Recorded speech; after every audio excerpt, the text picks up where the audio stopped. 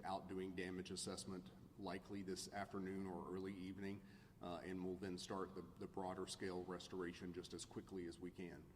Those crews are supported by over 100 additional vegetation and other crews that will be doing damage assessment and wire sitting for us to keep things safe. So we are also expecting a couple dozen, if not a little bit more, additional crews from our sister utility in Pennsylvania that will be hitting the road in the morning, assuming that they can get here, depending on what I-95 looks like. So we are fully staffed and fully ready, but what I want our customers to understand, this is going to be a multi-day outage for some folks. Not for everyone, but for some folks.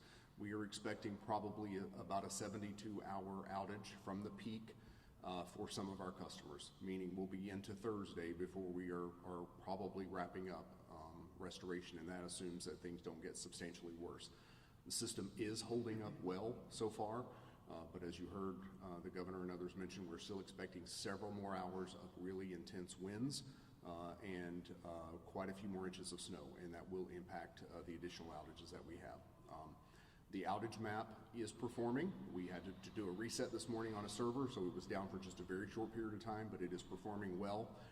It will lag a little bit behind the numbers, so you'll see, again, shifts in that as you double check that from time to time. If you need anything, there are two ways to reach us most immediately. One is by texting. You can text 743-674, and you can text the word outage to report an outage. You can also call our call center, which is staffed by Rhode Islanders up in Cumberland, and it is 855-743-1101. If you have one of our new smart meters, and you'll know if your meter has been changed out, we've done about half the state at this point in time, you don't need to call. You're welcome to call, but one of the benefits of those meters is it automatically pings us. We automatically know that you are out of power. Before you would have even called us, we will know that you're out of power. But you're certainly welcome to call if you want. But if you have one of those smart meters, just rest assured we already know you're out.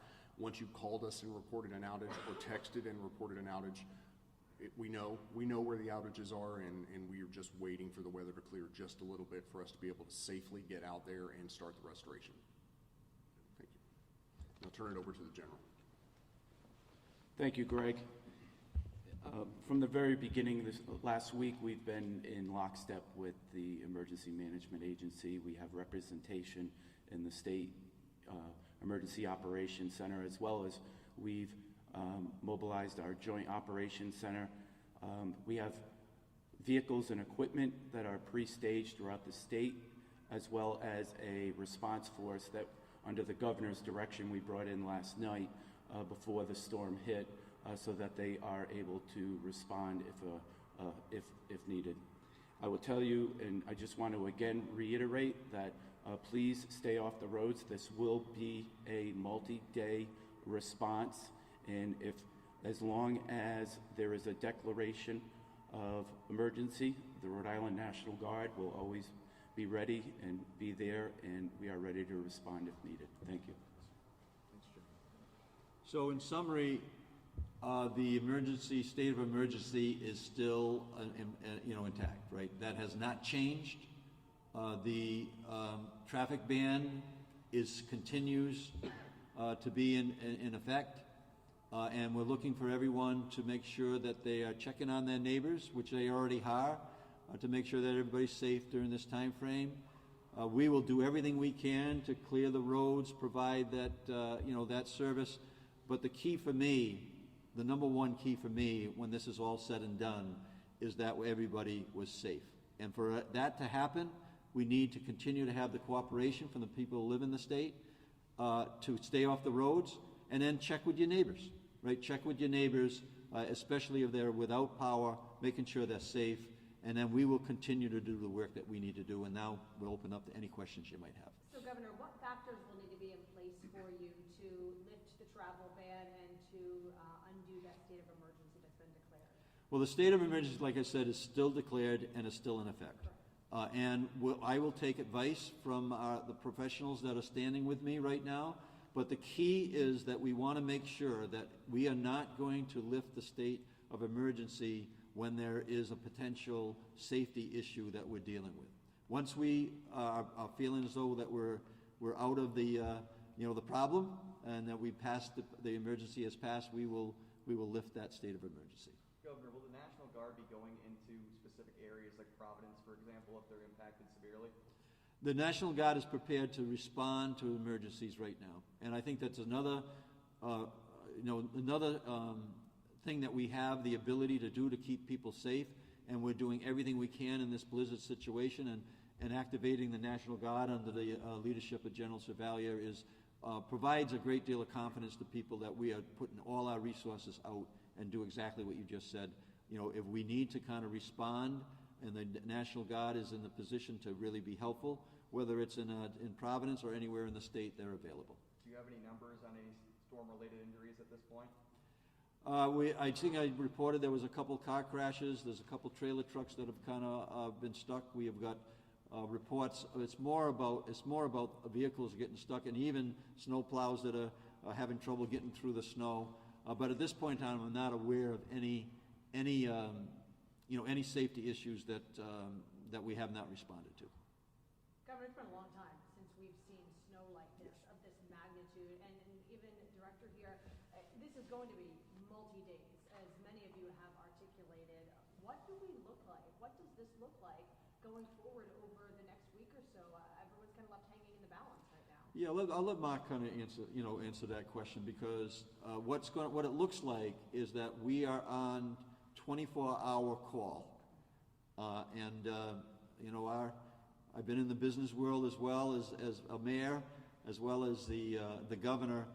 This is 24 hours. Service awaits your call. We are going to do everything we can to make sure that when we reopen safely. But Mark, maybe you can just kind of give an example of what the work that you're doing in emergency. That's a great way to put it, 24-hour call. So what does it look like? So we're triaging, right? We're still in the middle of the storm. Communities are pretty severely impacted. Just got off the call with South Kingstown. They're experiencing issues like I just articulated, plow stuck, EMS, police, and so we're going to go back to work, and we're going to try to help South Kingston out. We've got issues all over the state. Providence has some issues around the hospital. I think there's some shift changes going on, so if I can get out to those folks at Lifespan, maybe to hang on to some employees to put them back on the road would be a mistake right now. So, that would be some of the things we do, but what does it look like? Yeah, I think it's going to be a slow, steady crawl, walk, run as we start to peel back this layer that is a whole blizzard for the state and start to, make tracks through the snow, make progress for all the plow trucks to get through, EMS, police to respond to issues that come up. And then perhaps a question for the DOT director here. One of the big issues we had just last month was where do we put all the snow? And we still have a lot of that snow on top of the 2 feet that's coming right now. Yeah, what do your guys do? That's a great question. With this amount of snow on top of the snow that we had, over the last couple of weeks, it's an issue. It's a real issue. So that's why it's going to take a couple of days to get all the lanes open. We're going to have to get other payloaders and actually relocate that snow, move it to. We have designated areas that we've identified to put that snow, but that's absolutely an issue, and that's going to, we will have the roads open after the storm starts within hours in good condition, but to get all the lanes open, it's going to be some work because we're going to have to truck a lot of that snow away. And you talked about a lot of the obstacles when you spoke Yes. a few moments ago, getting down tree limbs and Heavy wind, vehicles. abandoned vehicles, yeah, there's a lot. That's not typical that they have to deal with when they're out on the road. No, this is not a typical snowstorm. This is a blizzard, and I went outside for 5 minutes. I came back in snow covered. This is a real deal. Wind, even our traffic cameras that snowed over. Our traffic signals are out because the wires are down. There's going to be a little bit of a cleanup on this storm. Again, just getting the traffic signals up, our lights up. There's a lot. Our signs are down. It's a significant storm. And you mentioned yesterday that in certain situations where the plow drivers, due to whatever the conditions may be out there, that can't get to certain roadways, to clear them for emergency vehicles, you would be in contact with different municipalities Correct. around the state. Have there been any situations where you had to, be in contact and let them know that, hey, we won't be able to get vehicles through? Thankfully, as of 15 minutes ago, we have not run into that situation. We have been able to keep the roads open enough for the emergency services. However, the passenger vehicles that are out there that are getting stuck and blocking our plows are making it very, very difficult. We really need people to stay home. I'm sorry? Yep. Governor, how have you felt about the cleanup effort? I mean, you've been out on the roads, obviously, to come here. Have you been pleased with what you've seen? Well, I think that we're prepared, and I think that's the message that we want to deliver to people. We are in a state of emergency, and we are in a blizzard condition, and we're responding. And as you can see with the management teams that are behind me and all the workers that are out there doing the work, they're responding, and that's what we prepare for. So I think that people should have the confidence that we will be, in complete work mode until the emergency passes. And Governor, I understand we're dealing with the blizzard here, but I do kind of want to address what might be the elephant in the room for some of us. Where is Director Alvini? Well, right now we're in transition. I was just on the phone with the director before. He was here yesterday, so he's in transition, and he's doing the right thing here to make sure that we're transitioning into the new leadership. And so he's on the team, and he's fully aware. I think he called the 4 a.m. meeting this morning, so he is actively working it just like everyone else is. And I don't know who would like to address this perhaps, but as we think about what this could look like, I know we're making decisions based on the trajectory of the storm and as it impacts us in the immediate, but as people begin to think about when are we going back to school, will the post office run, will, stores be open, all that sort of stuff, what can we potentially anticipate government offices close over the next couple of days potentially? Well, right now we're going to have to get back to you in terms of where we are later in the day, in terms of what we're going to do with state government. I think you asked the question about how long is the state of emergency going to be in effect. Right now, it's in effect, and until it isn't, we will make sure that if we're still in a state of emergency, then we're going to make sure that the schools are closed and the state government is closed. And that's where we are right now. But I think those things could change as the day goes on. Let's see where we are, later in the day. I'm not sure when we're going to actually gather together again, but I'm sure we'll get together before the end of the afternoon. I do have one last question, actually, if we could get one from Rhode Island Energy here. Yes. I know you mentioned earlier about certain residents are going to be impacted more than others. How will those residents know if they're going to qualify for, say, that multi-day restoration? They're going to be without power for days. How will you be letting them know? Yep. So as of right now, we don't have any estimated restoration times other than we expect it to be a multi-day event because we don't have a full sense of what the damage is. The way it will work is that as we are able to get out in hopefully this afternoon and into the evening and start doing that damage restoration or damage assessment, then we'll start being able to have the estimated restoration times showing up and populating on our outage map. Great education point. The initial thing that customers will see when they see a number on there probably will be 3 days out or thereabouts. Just understand that's our first initial system-wide assessment. That doesn't mean your individual power, that means system-wide. And then as we start getting out to individual streets, circuits level, then we'll repopulate with individual information. So just understand that number will be a shocking sort of deadline up front in terms of several days. It will come back down as we get out and are able to do the assessment and to know who's going to be on within a few hours or who's going to be on within a few days. And that will continue to change. So if you've signed up for our outage alerts, you'll get updates on that. Otherwise, you can check that out on the outage map and keep up with the restoration times. You said that the new electric meters automatically trigger when there is an outage. Correct. Does that help get it on sooner? Does that make a difference for restoration? It certainly helps us avoid having to roll trucks in certain instances to be able to get out and to confirm that there is an outage in an individual residence, and we know for the entire street, for example, that we're getting pinged, that we know that entire circuit's down immediately. So it helps us with that initial assessment.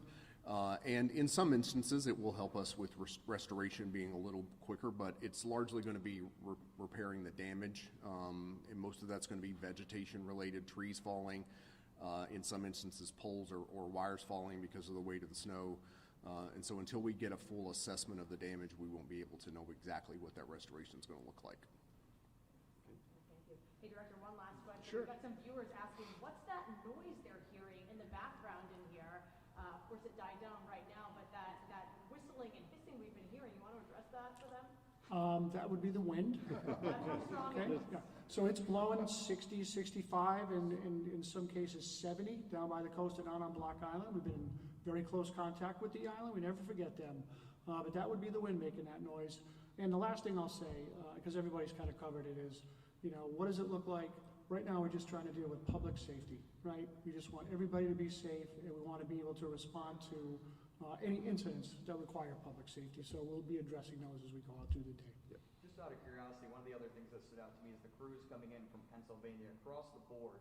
How many crews and assistants can we expect coming in from other states in particular? So for us, we've pulled in crews, a lot of contract crews from here in the state and others in the region. Obviously, this is a region-wide impact, so the other utilities have been doing the same. So most of the folks at this point that we've secured that are already here are those who could have gotten here, within a day's drive. So they're mostly from within the New England area. A lot of them are from here in Rhode Island, so they're external crews that we work with regularly. As I said, we've gotten calls actually from New Jersey and other places asking if we could send crews, and obviously the answer to that is no. But we're benefited by being able to get some of our sister utilities. They didn't get hit as hard in Pennsylvania as they thought they might in terms of outages, so they'll be able to free up some crews hopefully tomorrow to get up here to help with the restoration. We're good. Thank you, everybody, and thanks for the media coverage today. Very important information that we just shared. Let's stay safe, and let's make sure that we